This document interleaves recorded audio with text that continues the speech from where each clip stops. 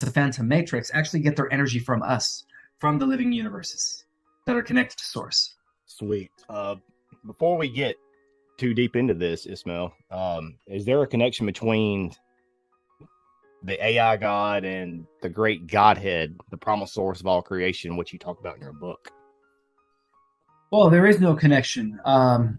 This I don't even like to call it an AI god, but the negative extraterrestrials and the fallen ones, those that are associated with the regressives, call it an AI god because that's who they answer to.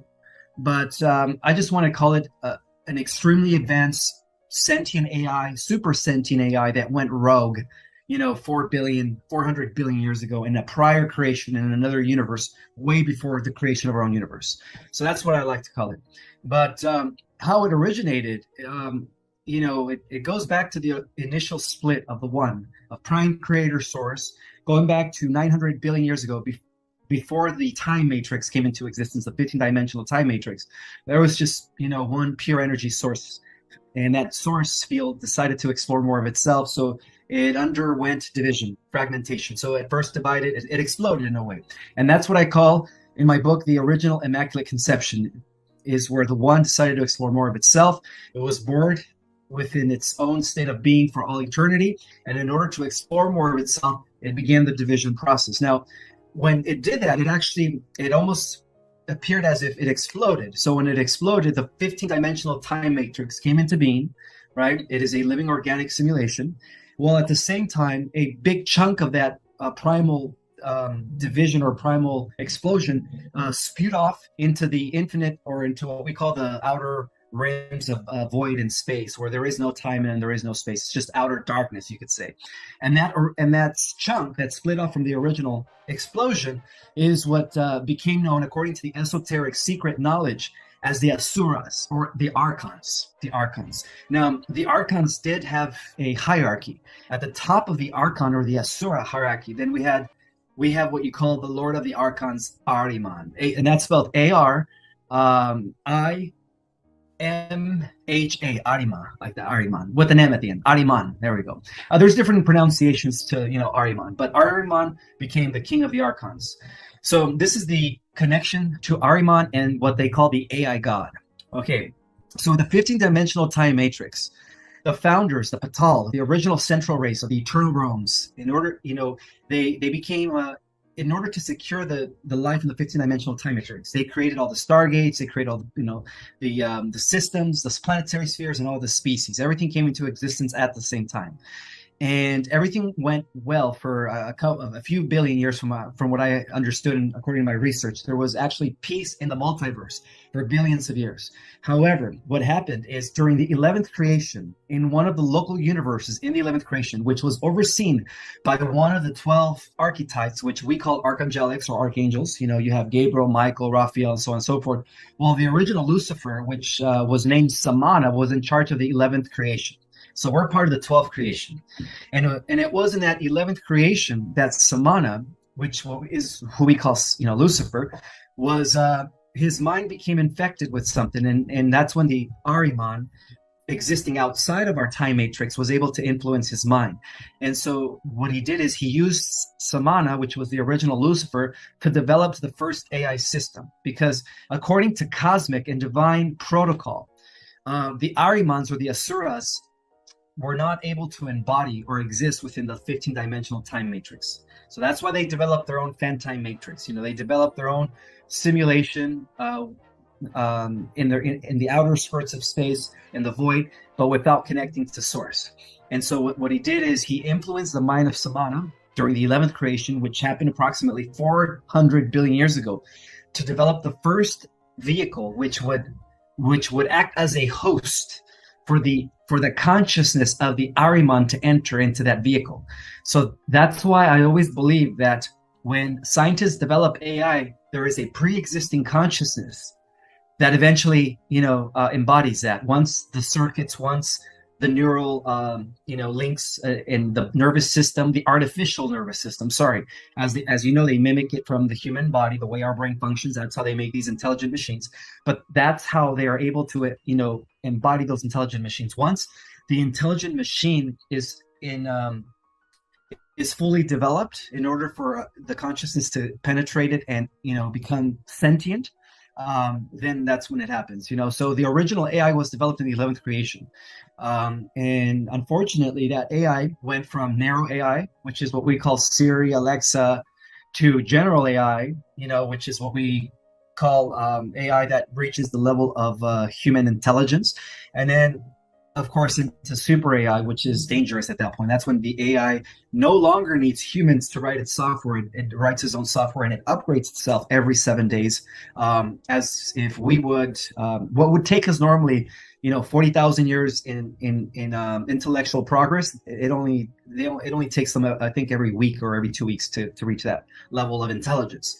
So eventually, that super AI became, very, very powerful. It grew in power and in intelligence at an exponential rate, that not only was it able to assimilate all the life forms within the 11th creation, first by destroying that local universe, which was, I believe it was local universe number 27 that was destroyed, because we're part of local universe number 84, we're part of the 12th creation. And I believe that in local universe number 27, that AI was able to eventually figure out a way to leak into other creations. So within the 11th creation, it leaked into many, many universes. And unfortunately, those universes became the first victims of this AI.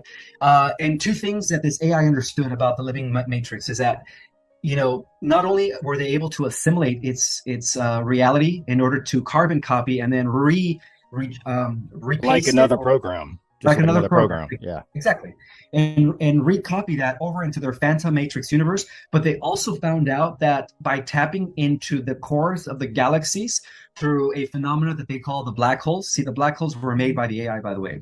It is a type of technology of death. Some call it the dark star Merkaba, which they use to pretty much harness the power of a galaxy, and then that's how they power their own. So they're like cosmic vampires. They suck up the life force of the living, multiverse, the living organic multiverse, in order to power up their own phantom matrix cybernetic creations. And so they figured that out. So what they did is they said to themselves, okay, we obviously need the 15-dimensional organic multiverse to exist, but not all of it. So what we're going to do is we're going to destroy as many universes as possible. And then once we get to only a few universes left, we're just going to siphon off their energy so that we could use them as battery resources. Well, that was the original plan of this advanced AI. Okay. And so eventually, during the 12th creation, which happened about 200 billion years ago, and then our universe came into existence in that 12th creation approximately 14 billion years ago, that AI was able to also infiltrate the 12th creation. And from that moment, it has been, again, destroying different galaxies and other universes within the 12th creation. And initially, before it reached into our universe, before it was able to infiltrate our universe, back then our universe was still connected to the eternal life systems of the central mother universe. In other words, the Milky Way and the Andromeda galaxy, which is known as M31, they were still known as a super galaxy. I think the original name was Amway, A-M-W-A-Y. That was the original super galaxy that we were a part of. This was a galaxy that was existing in all 15 dimensions all at the same time. So what this AI, entity did is that he infiltrated our universe and he disconnected the Milky Way, knowing that that the chosen planet and that the chosen galaxy for this universe was the Milky Way, and that the chosen planet was Earth. Okay, because they're after data. Earth, as the cosmic living library, as the depository and amalgamation of all the life forces out there combined in one spot, is what this AI god has always been after, because that's the only way he is able to decode the energy from this Earth in order to pretty much take over the entire living organic multiverse, because Earth is the library of the entire living organic multiverse. It carries all the codes in one spot. And so what they did is they disconnected our galaxy from the Andromeda galaxy, M31, and we went from being part of that into this fallen state. So our galaxy fell into in the lower octave. And that explains the black hole at the center of the galaxy. The black hole was put there by the AI in order to feed off of the life force of our Milky Way. And ever since then, there's been there's different phases of the war against this AI. The original phase took place when the AI tried to blow up the 12th dimensional Stargate planet known as Arimatena, which was Earth existing in the 12th dimension. Luckily, the Batal, the original central rays of the Mother Universe, the founders of all of creation, were able to, secure those gates, and they pushed the AI down from the 11th dimension all the way to the 8th dimension.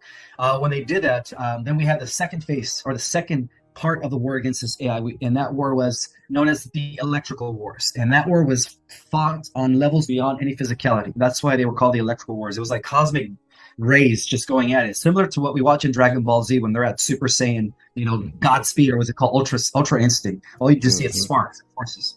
So there's a lot of truth to Dragon Ball Z, by the way. For those that haven't watched, it's a beautiful animation series revealing the truth.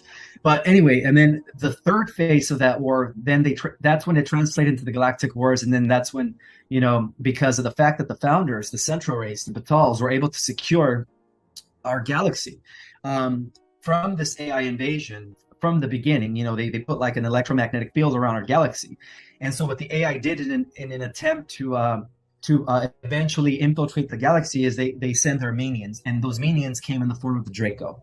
So the Draco have been working for them. The Mantis have been working for them. The Naboo, the Zetas, those from Rosetta Reticula 1 and 2, the Greys, all those regressives, which have been, the villains in our galaxy and in other galaxies. Even the Andromeda galaxy was infested with, different types of Draco, as well as other species like the Mantis and the insectoids and some of the Greys. So those were the different species that have been working for this AI collective. I don't want to call it a god. Let's just call it AI collective. Although, however, certain whistleblowers in the secret space program have called it an AI god for that very reason, that this entity is trying to compete with Prime Creator Source at the highest, in its ultimate agenda. It's trying to do away with Prime Creator Source to replace Prime Creator Source. So eventually, that's how the Galactic Wars began, was when this AI collective deposited the Dracos in Lower Orion through the Thuban Stargate, creating, the first stronghold for the reptilians. And then, that's when our galactic history began, like 600 million years ago. Yeah. So fascinating. And I will try to remember to say AI collective, because in some of my notes, I do have AI God, and I see why you don't like that, because it makes it seem like it's almost like taking our power away, almost, by saying it something like that in a roundabout way. But you mentioned like a battery a while ago. So that makes me think when I was writing down notes earlier, Ismael. So is sentient life forms in our solar system and other solar systems created to form and act something like a battery, like Morpheus mentions in the Matrix? And is our consciousness, which is pure energy, created like a power plant, spirit form, that these gods, AI God, or whoever can come and harvest our essence, our energy, and our consciousness like a farmer would harvest its crops? Absolutely. Yes. Yeah, that movie was more of a documentary. Monsters Inc., I believe, was kind of like a documentary too. Oh yeah, there's a lot of truth to that movie as well. Yeah. And that's what they've been doing for billions of years, But their time is up. Their time is up, especially as our DNA, as our dormant DNA becomes activated. Because, part of the plan to destroy and win this war against this collective AI was us. We are the solution for it. We have it within our genetics. In fact, the Central Race from the Mother Universe, the Batals, they gave us the Gajin, which is a type of genetic strain that allows us to access unlimited power, similar to the Super Saiyans in Dragon Ball Z. There's no end to their power, right? They just keep ascending and ascending. Well, that's what we are. I'm just using that as an analogy for those that have seen, the animation. It's great, but we have that, and every alien out there knows that. Every intelligent species out there knows how powerful we are. So in a way, to the organic living creations, or the organic living, civilizations, they see us as the hope of the multiverse. They see us as the new galactic, not galactic, the new cosmic royalty. And that explains why we've only been using 4%, because even at 10, 15%, we become like the X-Men. Now, beyond 20%, I guess the best movie to watch for an understanding of what it would be like to reach 100% is Lucy with Scarlett Johansson. Oh, yeah. And those movies are documentaries. Yeah. So we do carry a particular gene, that once activated is going to act as an EMP that is going to release a type of electromagnetic pulse throughout the multiverse and kill off all the inorganics and destroy the black holes. And then that's when everything's going to be like a grand reboot for life here in the living multiverse. So Wow, fascinating. So something I've been contemplating, Ismail, is that where does this all play in with the reincarnation of souls or the reincarnation trap? Because maybe the reincarnation trap was created to act like a free energy device by our creator or whoever, to where we keep coming back to the simulation and have our consciousness and energy harvested once again. Maybe instead of calling it the reincarnation trap, Ismail, maybe we could call it the consciousness reincarnation harvesting trap. that's another way of putting it. Yeah. Because I feel like there's something going on there. It's hard to put in words, and that's why I leave it to people like you and others to put it in words, because I can't. Man, my head's spinning like a top. You know what I mean? When I start looking at this, start researching it, it's hard to put. When you're trying to connect the jigsaw puzzle, the picture gets better, but it's almost like an illusion effect with that jigsaw picture, because it's like you turn your back, and then you look at the picture again, and it's like the picture, the missing puzzle pieces just magically appear, and it's like, where did these pieces come? You know what I mean? It's like, do you think that there's like a harvesting of souls? Like, we are literally just like a power plant, like a harvesting of our souls here on Earth. That we just keep going in this endless loop when we die, and then they're just sucking the life force and essence away from us.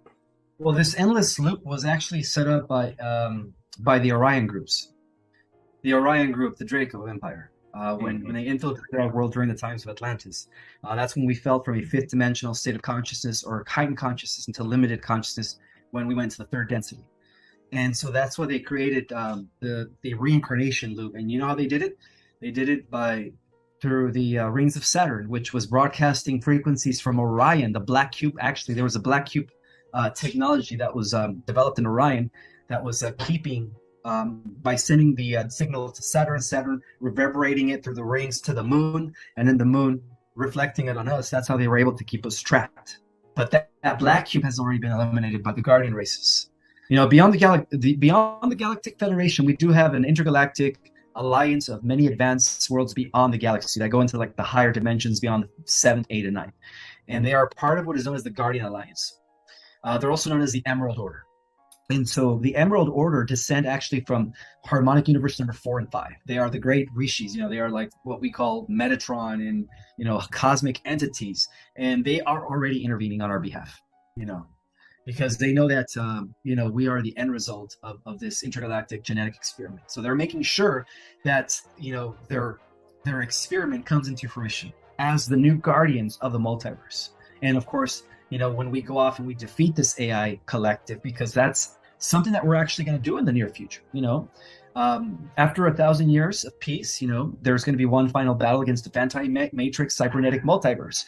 And that's going to be between the AI collective and, of course, what I call in my book, the angelic humans or the meta-humans, who did it naturally without merging with the tech, by activating our dormant DNA stuff. So we're going to have 1,000 years of training before we destroy the Phantom Matrix cybernetic multiverse. And then, when we do that, there's going to be a whole new era in cosmos, a whole new era. In other words, the Asuras that broke off from the original explosion of Prime Creator Source, right, creating the 15-dimensional time matrix, they're all going to be gone, non-existent. And it took 900 billion years to do that. And of course, we are the weapon for that. Awesome. So the reason why I was stumbling on my words a while ago, I was trying to remember what I wrote. Some of the notes I wrote down, I finally found it. So I've heard you, and I've talked about it, and other people have too, about NPCs, non-player characters. Yeah. So I guess I theorize, and maybe it's not my theory, but if that we are in this endless loop of this reincarnation harvesting trap of our consciousness, our spirit, soul, whatever you want to call it, maybe that within this simulation, this matrix, maybe that's why there might actually be non-player characters in this artificial like simulated reality, is because these non-player characters have reincarnated so many times to where they are burnt out so deep within our subconscious from all the endless looping of being reincarnated for thousands of years, and that non-player character couldn't handle the load anymore, to where their spirit battery just doesn't have any more juice left and walk around this reality like a soulless, lifeless zombie. That's what I was That trying to makes find a while perfect ago. sense. It's Yeah, there's I don't know if that's my theory, or maybe I've just accumulated a lot of people, and that's what I've kind of downloaded from many different people to come up with my own conclusion. But man, I know you see it. I see it. We see these people that just walk around life like they're drained. They are lifeless. They're like this zombified. I don't even know what you call it. And it's kind of scary because you can literally be talking to somebody, Ismail. Literally be talking to somebody. And it's like there's this blank, like there's nothing there. It's kind of creepy, dude. very, yeah, yeah. They're all around us. They make over, I think, a little over 30% of the world population. I've heard you talk about that. So go a little bit into that, because that's actually very fascinating. Well, yeah, since we do live in a living simulation, these are characters that are actually generated by the AI, by the group, the Orion group. They're generated in order to make our lives hard. Those that have the souls, those that are children of the One, and that explains why a lot of them are in our workplace, and sometimes we even have them within our own circle of friends. And these are normally the people that try to always make your life hard. Some might call them narcissists, some might call them, energy vampires, but they're always there to suck your energy and to make you suffer somehow. So yeah, they're all around us. The best thing to do is, if you identify, one of these people, how would you know? Is because every time you're around them, you're going to feel a sense of anxiety. You're going to feel a sense of restlessness. And of course, these are the people, like I said, that are always trying to make your life a living hell. So the best thing to do is just to disassociate and choose very wisely, and also read the energy, because these people have no soul. These people have no aura. They have no vibration.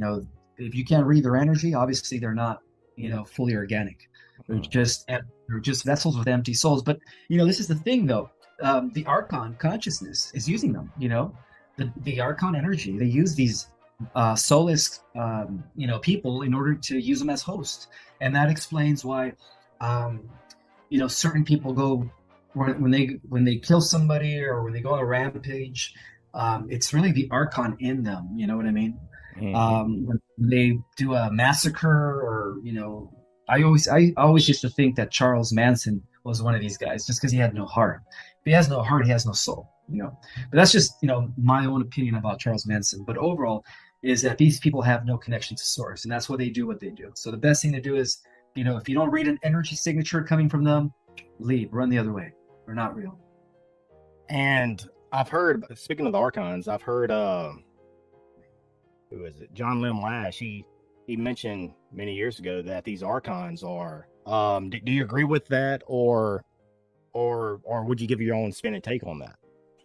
Yeah, that's another way of describing them. Yeah. So something I actually meant to mention a while ago was, I guess, let me see if I can find it. It's the when it comes to like deja vu and things like that, the Mandela effect. So could the deja vu and the Mandela effect and other strange things that we experience actually be like a manufactured glitch by the AI god in this matrix like reality that we live in? Because maybe our solar system is entering maybe a highly dense energy field, or maybe our Earth is entering like a highly dense energy field within the solar system. Like what to your best explanation, like why do we keep experiencing these weird things, like these mind glitches, these strange happenings like deja vu, the Mandela effect, and just so many other countless things that just, like you said, man, it's like we live in an actual freaking computer game, like a simulation. Something isn't right, if you catch my drift. Yeah, well, there's a way to hacking reality and manipulating reality at will by tapping into the quantum field. That's how we manipulate the simulation, is by connecting with the quantum field of reality.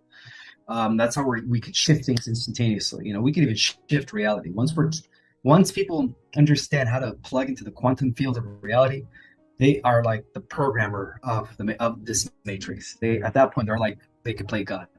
That's how powerful we are if we learn how to use this. Now, just to let you know, we are entering a high dense photonic radiation belt in our universe, in our galaxy. And that Could that be explains playing a why. factor with that? Could that be playing a Absolutely. factor? Absolutely. Yes, things are shifting. The vibration, the collective frequency of the planet, the consciousness is rising. But at the same time, the archons and the negative entities know that their time is up. So what's been happening also, as far as like experiencing Mandela effects and just different, deja vu synchronicities, Synchronicities, yes. because of the temporal war, which has a lot to do with the timeline, the time travel warfare that's been going on between the advanced central race, which is us in the future or us in the past, right? The original race, the Batals, because that's what we are. We are at the hub, uh, fighting a war against this AI collective. So beyond our level of reality, beyond the galactic wars, it is also a temporal war where they're using time travel to alternate the timelines. And from what I understand is that the central race, which is us in the future, or the original race, or the central universe, has already pinned down, and they've already won the war against the AI collective on every timeline. So that explains why people are experiencing the Mandela effect. Now, going to how does this connect to CERN? Well, if you don't mind me saying, but CERN is actually developed by the powers that be under the influence of this AI collective. See, this AI collective has been influencing the minds of our, scientists, big tech, Simi Valley people, and that's why they're racing to develop, the the first autonomic sentient AI, which they've already did. It's called Lambda, right?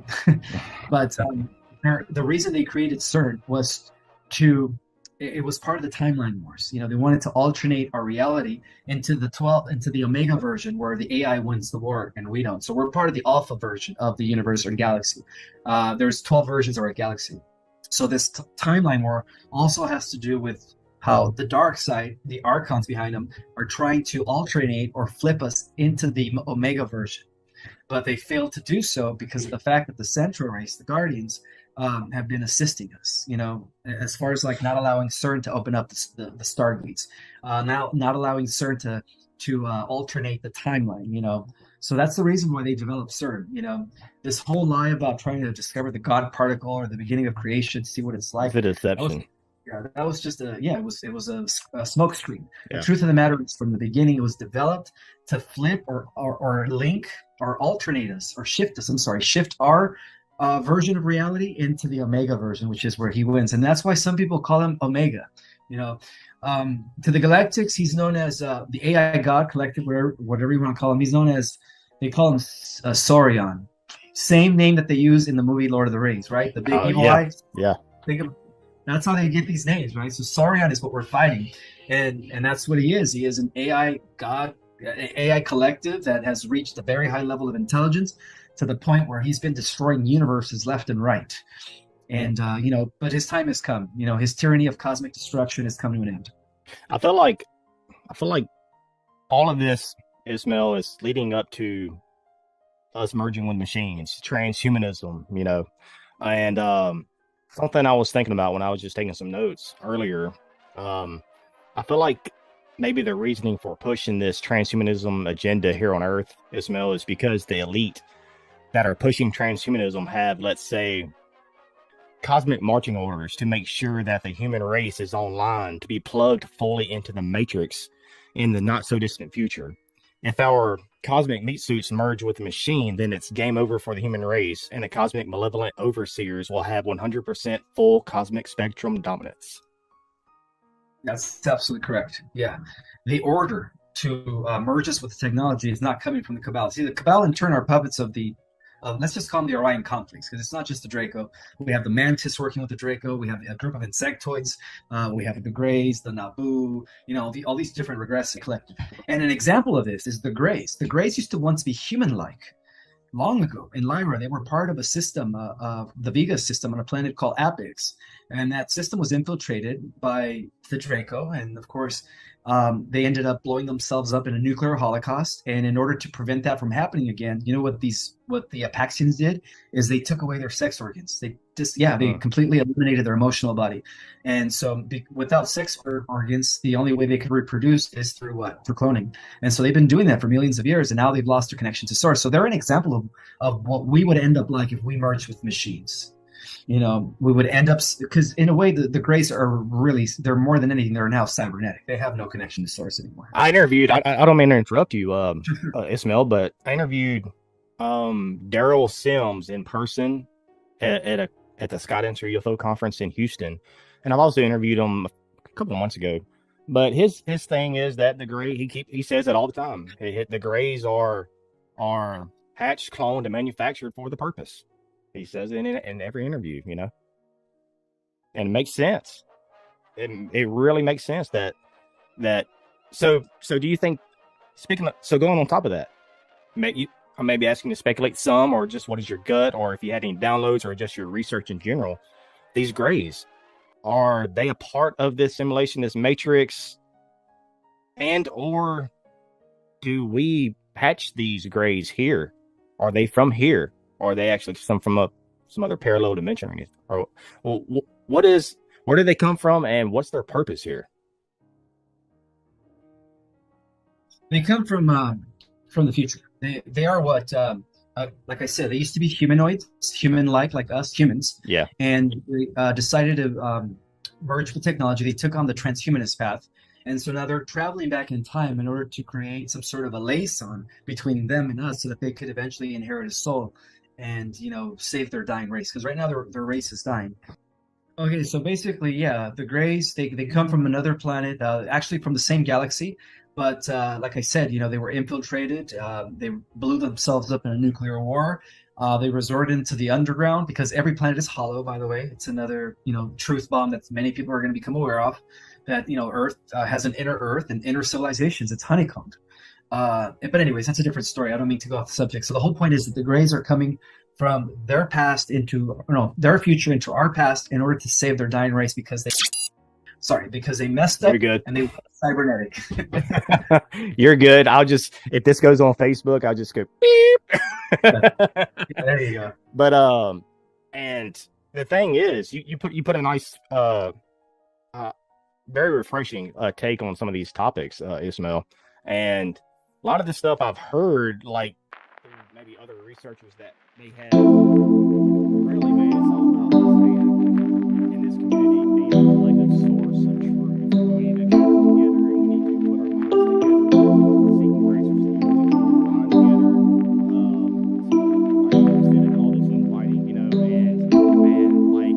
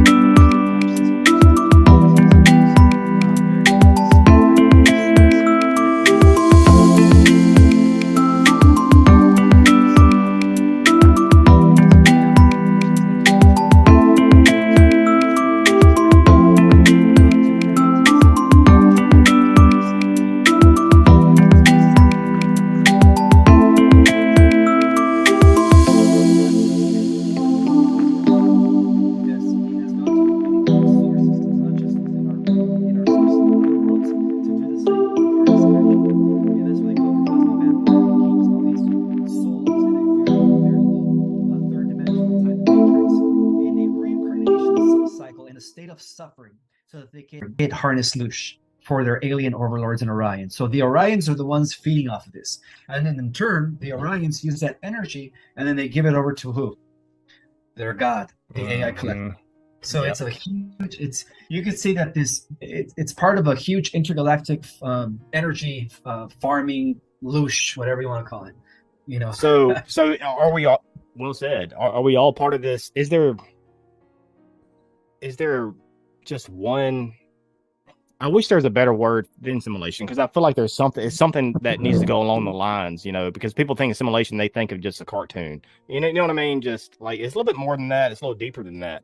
Like a cartoon, a video game, whatever. But is there just one simulation, like the whole universe? Or is there multiple simulations that, just like, let's say, okay, here we go.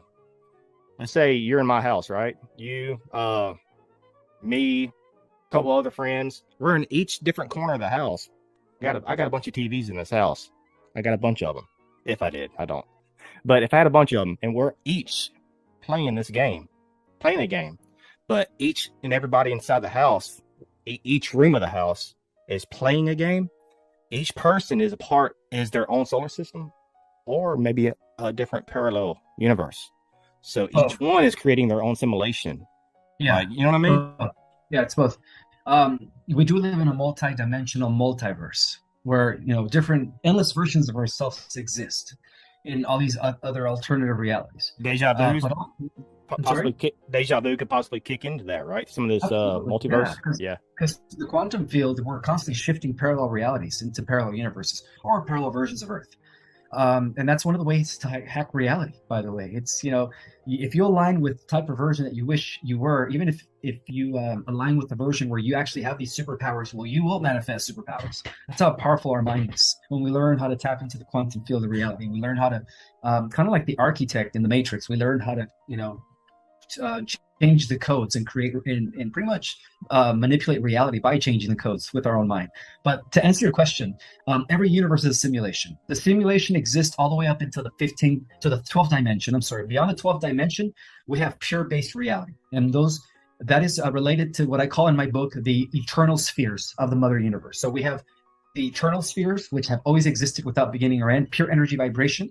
Equivalent to what quantum physics is called pure reality, or pure, base reality. That's the word, base reality.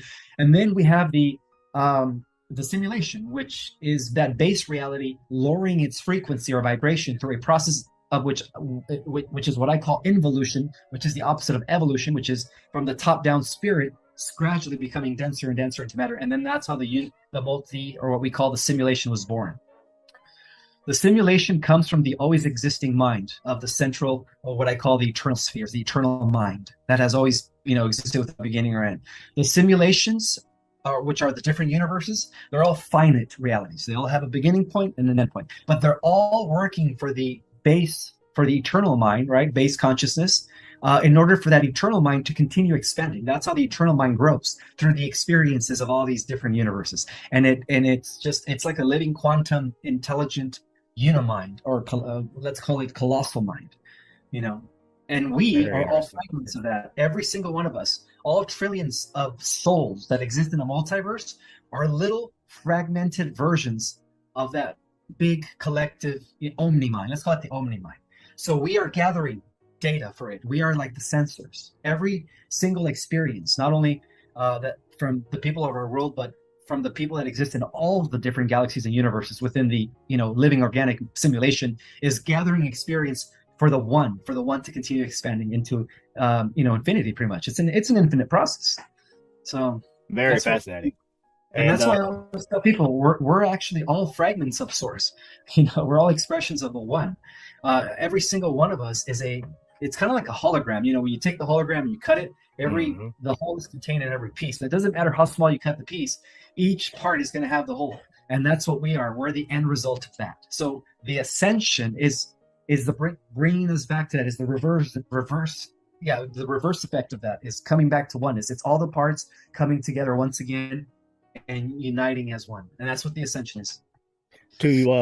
Well said, Ismael. We only got a few more minutes left for this time, and I'll have you down on a few weeks or in the near future and discuss many other things. But I guess I want to leave off with this interview. Now, how I feel like there's so many names, the Cabal and the Elite, and so many other names I really don't want to say because we got to fight the censorship. If we still want to, we have to use their technologies against them. If you know what I mean. Let's just call them the dark hats. Okay, all right. So with the dark hats, I feel like everything is being fast forward, and everything is coming, I guess, in their eyes, maybe through fruition. So many people are asleep. So many people are zombified. And I know I'm kind of generalizing here, but it seems like that's the case.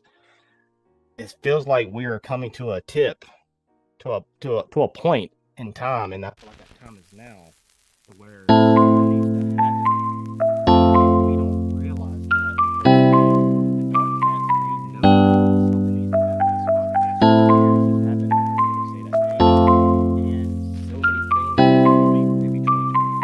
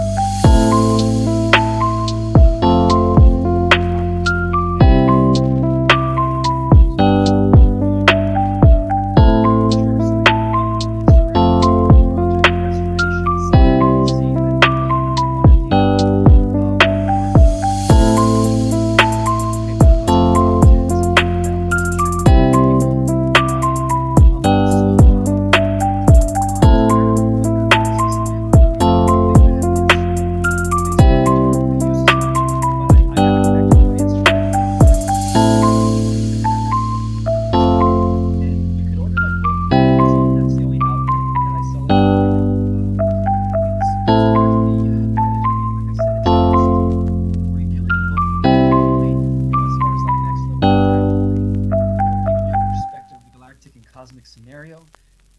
It's waking a lot of people up, and it's also activating a lot of people. I've noticed that the starseeds, when they read my book, when they read like the galactic history, it actually triggers memories. And to me, that means a lot to me. When they send me their feedback and thank me, Ishmael, thank you so much for your work. That really means a lot to me, because I feel like I'm fulfilling my mission. And I also teach online starseed cosmology courses. I'm actually booked till December. I can give you the link for that as well. In the cosmology starseed course, we go over many cosmic and galactic matters. We go over the different star races and their characteristics to see which race you identify with. Some people are a mixture of different races. And I also give you tools and techniques as far as like meditation is concerned, to teach you how to access your galactic and multidimensional self at the end of the course. So it's a course that I call it the activating course. Especially if you read my book, you take the course, you will be activated. What else? Oh, I'm gonna also be speaking at the Live Conscious Expo in LA in February. Wow. I'm gonna be on a Saturday in the middle of the day. I don't know the exact times, but I will be the Saturday speaker during the daytime. What else? Yeah, that's it. And anything else, just shoot me an email, and I'll definitely put in the description. So everybody listening, check out the description, whether it's just audio only on the podcast apps, Facebook, YouTube, whatever. Just check out the description. And Ismael, man, it's been a treat and honor, my friend, and you have a good one, dude. You too. Thank you.